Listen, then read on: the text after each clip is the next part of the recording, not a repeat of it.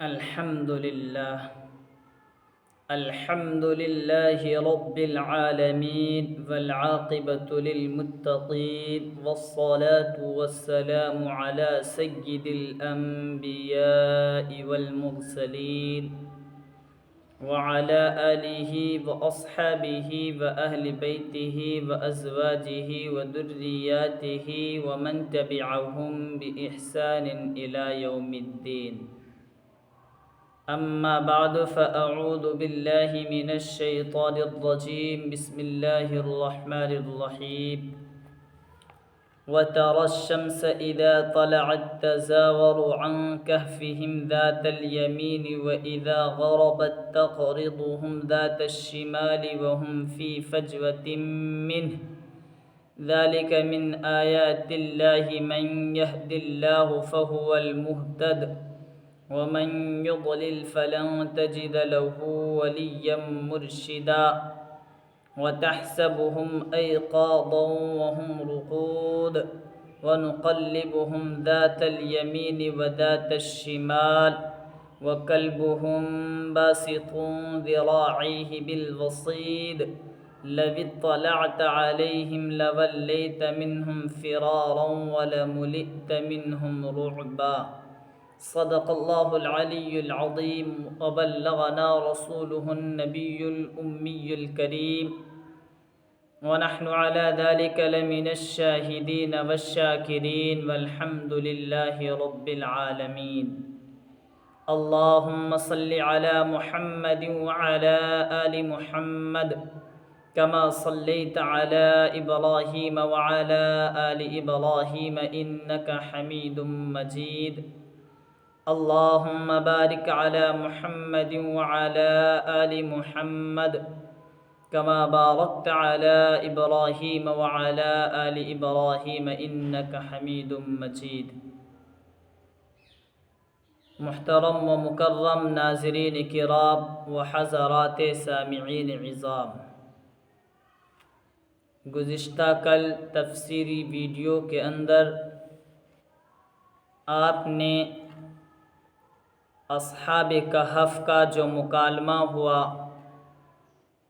ظالم و جابر بادشاہ دقیانوس نامی سے، یا پھر یوں کہہ لیں جو سوال انہوں نے کیے اور جو جواب انہوں نے دیے، یا اسی طرح سے جو انہوں نے دعوت دی اور اپنے پروردگار کے رب ہونے کی دلیل پیش کی اور ان کے غیر اللہ کو معبود بنانے کے اوپر آبجیکشن اور اعتراض کیا، ان کا ذکر تھا جو کہ آپ نے سماعت کر لیا ہے۔ آج جو خطبے کے اندر تلاوت کی گئی ہیں 2 آیات کی، ان 2 آیتوں کے اندر اللہ تبارک و تعالی نے اصحاب کہف کے 3 حال کو بیان فرمایا ہے۔ چنانچہ ارشاد ربانی ہے وَتَرَى الشَّمْسَ إِذَا طَلَعَتْ تَزَاوَرُ عَنْ كَهْفِهِمْ ذَاتَ الْيَمِينِ وَإِذَا غَرَبَتْ تَقْرِضُهُمْ ذَاتَ الشِّمَالِ وَهُمْ فِي فَجْوَةٍ مِّنْهُ ذَلِكَ مِنْ آيَاتِ اللَّهِ مَنْ يَهْدِ اللَّهُ فَهُوَ الْمُهْتَدِ وَمَنْ يُضْلِلْ فَلَن تَجِدَ لَهُ وَلِيًّا مُّرْشِدًا۔ پہلے حال کو بیان کر رہے ہیں، اے مخاطب یعنی محمد الرسول اللہ صلی اللہ علیہ وسلم، آپ سورج کو دیکھتے اس وقت جس وقت وہ طلوع ہوتا ہے تو ان کے غار سے داہنے جانب کترا جاتا ہے، اور جب ڈوبتا ہے تو ان کے غار سے بائیں جانب کترا جاتا ہے۔ اس سے مفسرین نے یہ بیان کیا کہ وہ جو غار تھا وہ اتر، دکن، شمال اور جنوب تھا، جس کی وجہ سے سورج کی روشنی اس میں نہیں پڑتی تھی۔ لیکن بعض مفسرین نے کہا نہیں، اس کا غار کے اتر دکن ہونے سے کوئی تعلق نہیں، بلکہ یہ اللہ تبارک و تعالی کی قدرت کی نشانی تھی اور ان اصحاب کہف کے لیے یہ کرامت تھی کہ اللہ تبارک و تعالی نے ان کو سورج کی روشنی پڑنے سے محفوظ رکھا۔ روشنی سے مراد یعنی ان کو روشنی تو آتی تھی لیکن دھوپ نہیں پڑتی تھی، ایسی روشنی جس سے ان کو تکلیف ہو، یعنی دھوپ سے ان کی حفاظت فرمائی اللہ تبارک و تعالی نے۔ اور آگے فرمایا وَإِذَا غَرَبَتْ تَقْرِضُهُمْ ذَاتَ الشِّمَالِ وَهُمْ فِي فَجْوَةٍ مِّنْ، اور آپ نے دیکھا ہوگا غار جو ہوتا ہے تو کہیں پر کشادہ اور کہیں پر تنگ ہوتا ہے، کہیں کشادہ ہے اور کہیں تنگ ہے، تو ایسا نہیں ہے، بلکہ جس غار کے اندر اس اصحاب کہف نے پناہ لیا، جس غار کے اندر وہ پناہ گزین ہوئے، وہ غار بہت ہی کشادہ تھا جس کے اندر آدمی مطمئن ہو کر اور آرام سے رہ سکتا تھا۔ فرمایا ذالک من آیات اللہ، یعنی یہ جو میں نے کہا ابھی، بعض مفسرین نے کہا کہ غار جو ہے یہ اتر دکن تھا جس کی وجہ سے سورج کی دھوپ وہاں نہیں پڑتی تھی، ایسا نہیں ہے، بلکہ یہ اللہ تبارک و تعالی کی قدرت کی نشانیوں میں سے تھا۔ اللہ تبارک و تعالی نے ان کی کرامت کو ظاہر کرنے کے لیے ایسا کر رکھا تھا، جس کی دلیل اس آیت کا یہ ٹکڑا بتا رہا ہے ذالک من آیات اللہ، یہ اللہ کی نشانی میں سے، یعنی یہ خرق عادت کے خلاف ایسا ہوا تھا کہ ان پر دھوپ نہیں پڑا کرتی تھی، ایسا نہیں ہے کہ اتر دکن تھا اس کی وجہ سے دھوپ نہیں پڑتی تھی۔ اور ساتھ ساتھ میں یہ کہ من یہد اللہ فہو المہتد، اللہ جس کو ہدایت دیتا ہے وہی لوگ ہدایت پاتے ہیں، یعنی جس کو اللہ ہدایت نہیں دیتے وہ ہدایت نہیں پاتے۔ اب دیکھیں مشرکین بھی اللہ تبارک و تعالیٰ کو چھوڑ کر نہ جانے کن کن بتوں کی عبادت، پرستش اور پوجا کرتے ہیں، اور اصحاب کہف کے قوم والے بھی پوجا کرتے تھے، لیکن اللہ تبارک و تعالی نے اصحاب کہف کے دل میں یہ بات ڈالی کہ یہ جو تمہارے باپ دادا ہیں، جو تمہارے رشتہ دار ہیں، جو تمہاری قوم والے ہیں، اور اللہ کو چھوڑ کر بتوں کی عبادت و پرستش اور پوجا کر رہے ہیں، تو یہ لوگ بالکل غلط کر رہے ہیں، یہ عبادت کے لائق نہیں ہو سکتا۔ عبادت کے لائق تو وہی ہوگا جو تمہارا اور آسمان و زمین کا پالن ہار، پروردگار اور رب ہے۔ بہرکیف فہو المہتد۔ اور دوسرا مطلب یہ بیان کیا گیا ہے اس کا کہ مشرکین سے یہ سمجھے کہ ایک طرح سے اللہ تبارک و تعالی نے رسول اللہ صلی اللہ علیہ وسلم سے کہا ہو کہ ہم نے اصحاب کہف کو ہدایت دی، وہ ہدایت یافتہ ہوئے۔ اب یہ کلام سننے کے بعد، اصحاب کہف کا واقعہ ٹھیک سننے کے بعد، اور عجائبات اور غرائبات کو سننے کے بعد بھی مشرکین مکہ جب ہی ایمان لائیں گے جب اللہ تبارک و تعالی ہدایت دیں گے، یعنی محض جو انہوں نے آپ کو جو ہے ایک طرح سے جانچا ہے، آپ کو پرکھا ہے کہ آپ نبی ہیں یا نہیں، آپ کی جانچ کے لیے اور آپ کو پرکھنے کے لیے جو اللہ تبارک و تعالی نے آپ کے اوپر آیات کا نزول فرمایا، اور انہوں نے آپ سے سوال کیا کہ روح کسے کہتے ہیں، اصحاب کہف کا واقعہ کیا ہے، ذوالقرنین کا واقعہ کیا ہے، آپ ان کو بتا دیں گے، تب بھی وہ ایمان نہیں لائیں گے، وہ اسی صورت میں ایمان لائیں گے، وہ اسی صورت میں ہدایت یافتہ اور راہیاب ہوں گے جب اللہ تبارک و تعالی ان کو ہدایت دیں گے۔ کیوں؟ وجہ اس کی یہ ہے وَمَن يُضْلِلْ فَلَن تَجِدَ لَهُ وَلِيًّا مُرْشِدًا۔ اللہ تبارک و تعالی اسی آیت کے اس ٹکڑے کے اندر ایک اصول اور ضابطہ بیان کر رہے ہیں کہ باضابطہ یہ ہے کہ اللہ جس کو ہدایت دیتے ہیں وہی ہدایت پاتے ہیں، اور اللہ جس کو گمراہ کر دے تو پھر آپ اس کے لیے کوئی ایسا حمایتی یا کوئی ایسا مددگار، کوئی بھی ایسا ذمہ دار اور سرپرست ان کے لیے نہیں ملے گا آپ کو، یا نہیں پائیں گے آپ جو ان کو راستہ بتا سکے، جو ان کی رہنمائی کر سکے۔ ولی یا مرشدہ، اس آیت کے اندر اللہ تبارک و تعالی نے حضرت محمد الرسول اللہ صلی اللہ علیہ وسلم پر اس آیت کو اتار کر اصحاب کہف کے ایک حالت کو بیان کیا کہ جب وہ غار کے اندر سو رہے تھے تو باقی اور چیزیں اپنی جگہ، تو اللہ تبارک و تعالیٰ نے جو ان کو اس طرح سلایا تھا کہ سورج کی دھوپ ان پر نہیں پڑتی تھی، سورج کی ایسی دھوپ ان پر نہیں پڑتی جن سے ان کو تکلیف ہو۔ آگے اللہ تبارک و تعالیٰ ایک اور حالت کو بیان کر رہے ہیں، وَتَحْسَبُهُمْ أَيْقَاظًا وَهُمْ رُقُودٌ وَنُقَلِّبُهُمْ ذَاتَ الْيَمِينِ وَذَاتَ الشِّمَالِ وَكَلْبُهُمْ بَاسِطٌ ذِرَاعَيْهِ بِالْوَصِيدِ۔ یہ دوسری حالت اصحاب کہف کے اللہ تبارک و تعالیٰ نے بیان کی کہ اے محبوبم صلی اللہ علیہ وسلم، اگر آپ ان کو اس وقت سونے کی حالت میں دیکھتے تو آپ گمان کرتے کہ وہ بیدار ہیں، آپ گمان کرتے وہ بیدار ہیں، حالانکہ وہ سو رہے تھے، یعنی سونے کی وجہ سے جو آدمی کا جسم ڈھیلا پڑ جاتا ہے، آدمی کے سانس لینے کے اندر تغیر، چینجنگ اور بدلاؤ آ جاتا ہے،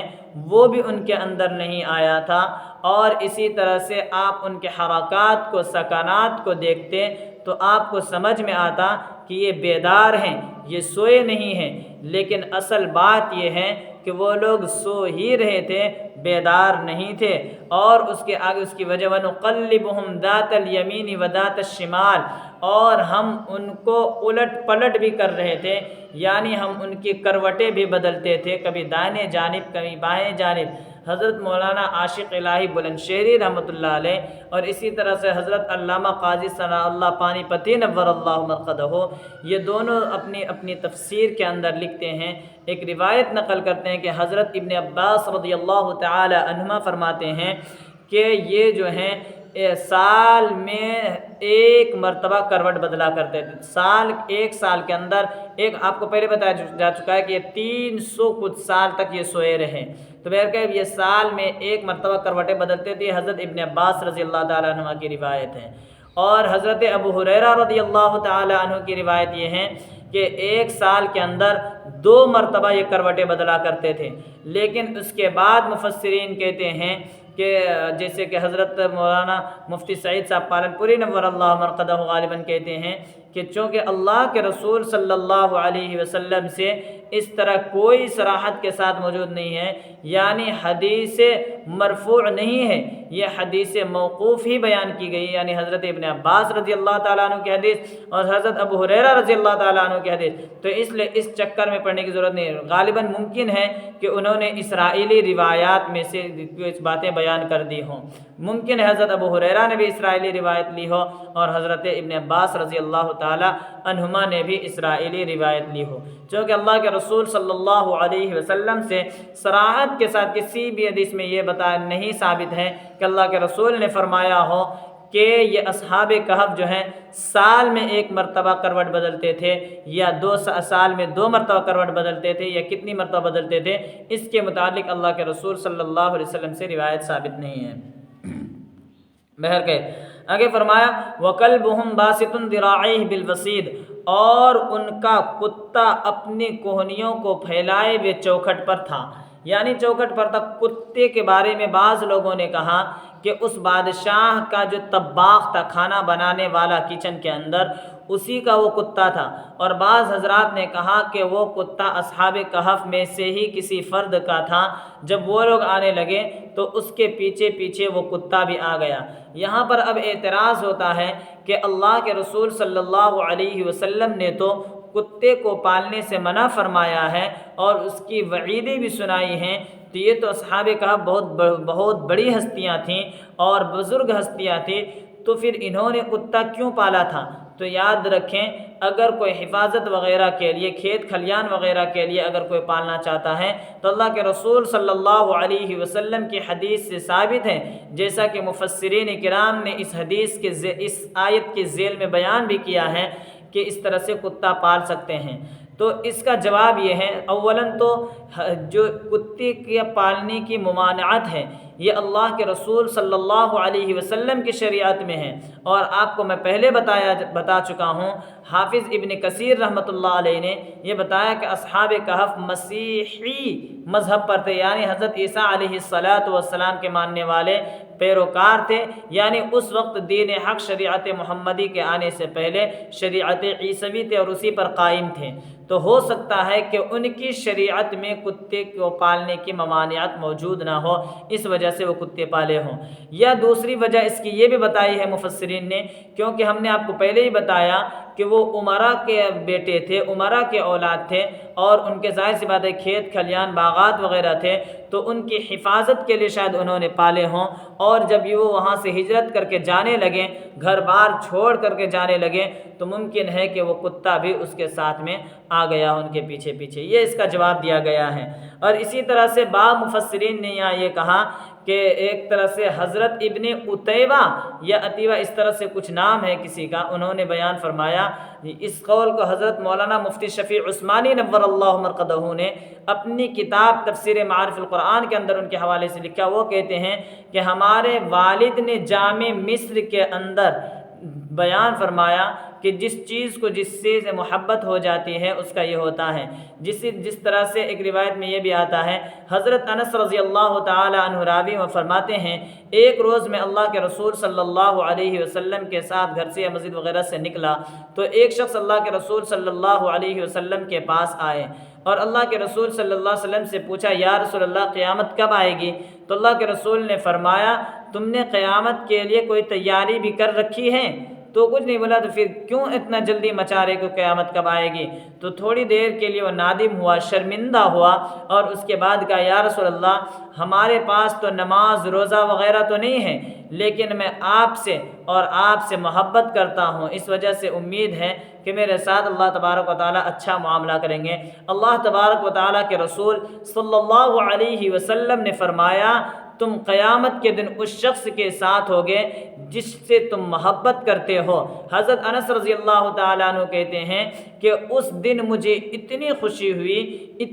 ہوئی کہ اسلام لانے کے بعد اس سے زیادہ کسی اور بات سے خوشی نہیں ہوئی، کیونکہ میں اللہ سے اور اللہ کے رسول صلی اللہ علیہ وسلم سے اور حضرت عمر فاروق اور صدیق اکبر رضی اللہ تعالی عنہما سے محبت کرتا ہوں، لہٰذا ہمارا حشر انہی کے ساتھ ہوگا، یعنی ہم انہی کے ساتھ رہیں گے۔ اس سے پتہ چلا تو جب ہوتا ہے تو دیکھیں، اللہ جب کتے جس کی ممانعت ہے شریعت محمدیہ کے اندر پالنے کی، لیکن جب یہ اللہ والوں کے ساتھ رہتی ہے، جب اللہ والوں کے ساتھ یہ محبت کر رہا تھا کتا، تو اللہ تبارک و تعالیٰ نے اصحاب کہف کے ساتھ ساتھ اس کتے کا بھی ذکر اپنے قرآن مجید کے اندر کیا، جب محبت کرنے کی وجہ سے۔ تو اس سے یہ اندازہ لگا سکتے ہیں وہ کتا جس کو پالنے کی شریعت محمدیہ کے اندر ممانعت ہے، ہمارے لیے وعید سنائی گئی کتا پالنے کی صورت میں، وہ کتا بھی، اس کتے کے متعلق بھی وہ مخلوق بھی جب اللہ والوں سے محبت کرتا ہے تو اللہ تبارک و تعالیٰ اس کا ذکر قرآن مجید میں فرماتے ہیں۔ تو سوچیں، ہم جب اللہ والوں سے محبت کریں گے اور علماء کرام سے محبت کریں گے، بزرگوں سے محبت کریں گے، تو ہمارے ساتھ بھی اللہ تبارک و تعالیٰ کیسا معاملہ فرمائیں گے۔ لو اطلع وقلبهم باسط ذراعيه بالوصيد لو اطلعت عليهم لوليت منهم فرارا ولملئت منهم رعبا۔ اگر اب تیسری حالت کو بیان کر رہے ہیں، اگر آپ جھانکیں گے تو ان سے ڈر کر منہ پھیر لیں گے، اور ان سے جو ہے آپ کے اندر ایک رعب چھا جائے گا، آپ کے اندر رعب جو ہے سما جائے گا، یعنی اس کے اندر ایک طرح سے ہیبت ہے۔ اب یہ ہیبت کیسی ہے، کس طرح کی ہیبت ہے؟ حضرت مولانا مفتی شفیع عثمانی نور اللہ مرقدہ کہتے ہیں، وہ کیوں ڈر لگے گا، ان کی کیوں ہم خوف کھائیں گے؟ اس سے ہمیں اور آپ کو اس کے چکر میں پڑنے کی ضرورت نہیں ہے، کیونکہ اس کی جو ہے بظاہر یہ نہیں ہوئی ہے، اس لیے اس کے پیچھے لگنے کی ہمیں ضرورت نہیں ہے۔ اس کی وجہ بھی یہ ہے کہ حضرت ابن عباس رضی اللہ تعالی عنہما کی ایک حدیث کو انہوں نے پیش کیا ہے کہ اس کے پیچھے نہیں لگنا چاہیے۔ حضرت ابن عباس رضی اللہ تعالی عنہما کہتے ہیں کہ روم کے اندر ہم سفر میں تھے جہاد کے لیے، اب جہاد پر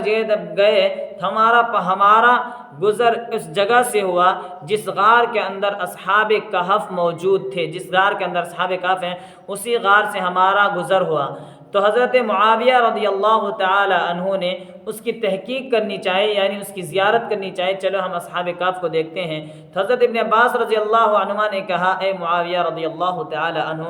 آپ اس میں نہ جائیں، کیونکہ آپ سے بڑی ہستی یعنی جو آپ سے زیادہ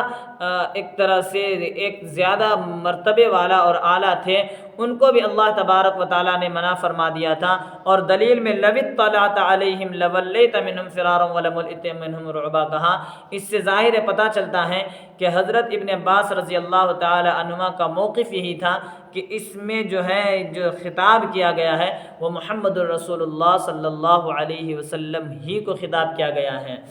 لیکن اب رہا سوال حضرت معاویہ رضی اللہ تعالیٰ عنہ پھر کیوں جا رہے تھے، کیوں ادھر جا رہے تھے؟ تو حضرت معاویہ رضی اللہ تعالیٰ پتہ چلا حضرت معاویہ رضی اللہ تعالیٰ عنہ جو ہیں یہاں پر خطابت جو ہے خطاب جو کیا ہے سنا جو سمجھ رہے ہیں، ان کا موقف یہ تھا کہ یہاں پر اللہ کے رسول کو نہیں بلکہ عام مومنین کو خطاب کیا جا رہا ہے۔ اور اس کی ایک وجہ یہ بھی بتائی گئی ہے، یہ تو اس وقت کہا جب حضرت اصحاب کہف زندہ تھے، جب اصحاب کہف ایسا تھے، لیکن اب تو اصحاب کہف انتقال کر چکے ہیں، اب اصحاب کہف اس دنیا سے رخصت فرما چکے ہیں، تو جانے میں کوئی حرج نہیں۔ بالآخر ہوا یہ کہ حضرت ابن عباس رضی اللہ عنہ کہتے ہیں کہ حضرت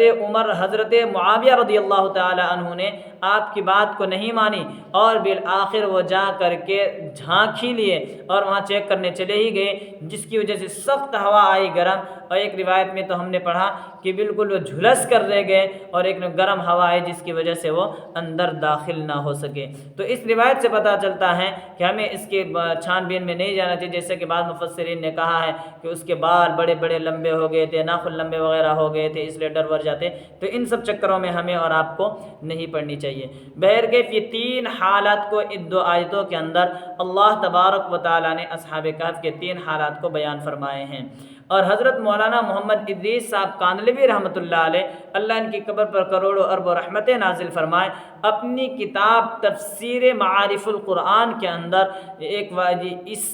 ان آیات سے استدلال کیا ہے، وہ فرماتے ہیں کہ علماء اہل سنت والجماعت یہ ان آیات سے استدلال کرتے ہیں کہ کرامات اولیاء حق ہے، اور وہ دلیل میں پیش کرتے ہیں، جیسے دیکھیں حضرت مریم علیہ السلام کو دیکھ لیجئے، اور اسی طرح سے اصحاب کہف کے ساتھ کہ اللہ تبارک و تعالیٰ نے ان کے ساتھ کیسی کیسی کرامتیں ظاہر فرمائی، جبکہ یہ نبی نہیں تھے، جبکہ یہ رسول نہیں تھے۔ اسی طرح سے ایک مثال حضرت مریم علیہ السلام کی بھی دی، کلما دخل علیہا زکریا المحراب، کہ جب حضرت زکریا علیہ السلام اما مریم رضی اللہ تعالی عنہا کے پاس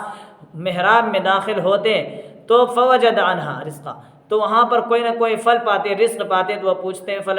کلما دخل علیہا زکریا المحراب وجد عندها رزقا قال یا مریم انا لک ھذا، اے مریم تو یہاں یہ کہاں سے لائی ہے؟ قالت هو من عند اللہ، حضرت مریم رضی اللہ تعالی عنہا کہتی کہ یہ اللہ کی طرف سے آیا ہے، ان اللہ یرزق من یشاء بغیر حساب، یقیناً اللہ جس کو چاہتا ہے بے حساب رزق دیتا ہے۔ دیکھیں حضرت مریم رضی اللہ تعالی عنہا نبیہ نہیں تھیں بلکہ وہ صدیقہ تھیں، اور اسی طرح سے نیک عورت تھی، نیک خصلت عورت تھیں، اور اللہ تبارک و تعالیٰ کی چہیتی تھیں، لیکن وہ نبیہ نہیں تھی، پھر بھی آپ کے ساتھ یہ ہوا۔ تو لہٰذا اس سے استدلال کیا حضرت مولانا ادریس صاحب کاندھلوی رحمۃ اللہ علیہ نے کہ جس طرح معجزہ حق ہے، اس نبی کا معجزہ حق ہے، اسی طرح سے اولیاء اللہ کی کرامات بھی حق ہیں۔ اور اسی طرح سے انہوں نے یہاں تک کہ ایک روایت بھی نقل کی ہے جو بخاری کے اندر اور مسلم کے اندر بھی موجود ہیں، وہ یوں فرمایا کہ اللہ کے رسول صلی اللہ علیہ وسلم نے ارشاد فرمایا،